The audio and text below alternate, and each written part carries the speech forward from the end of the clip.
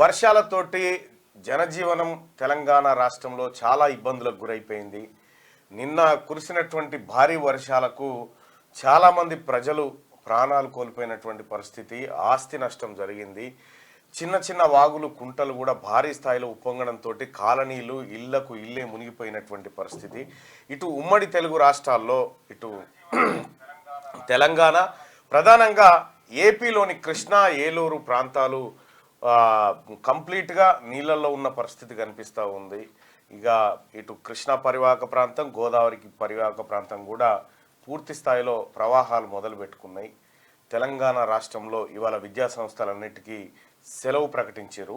అత్యవసర విభాగాలు ఏవైతే ఒక విద్యా సంస్థలు మినహా మిగతా అన్ని సంస్థల్ని యథావిధిగా డ్యూటీ ఉంటుంది, వాళ్ళకు సెలవులు కూడా రద్దు చేశారు. కేంద్ర ప్రభుత్వం 9 ఎన్డీఆర్ఎఫ్ బృందాలను తెలంగాణకు పంపబోతున్నట్టుగా బండి సంజయ్ గారు వివరాలు తెలియజేసిండు.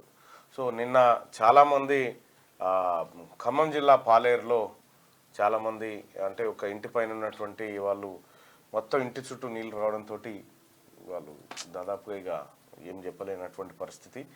ఇట్లా చాలామంది చనిపోయినారు. ఆ లెక్కలు, వివరాలు ఏంటి, ఏం జరిగింది రాష్ట్ర వ్యాప్తంగా అనేది పత్రికలు ఏమేమి కవర్ చేసినాయి అనేది ఒకసారి చూద్దాం.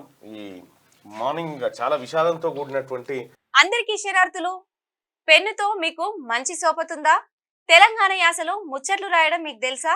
మీలాంటోళ్ళని ఎత్తుకుతుంది మా క్యూనిస్. మరి ఆలస్యం చేయకుండా మాకు ఫోన్ చేయండి. 8688892608. లైక్ చేయండి.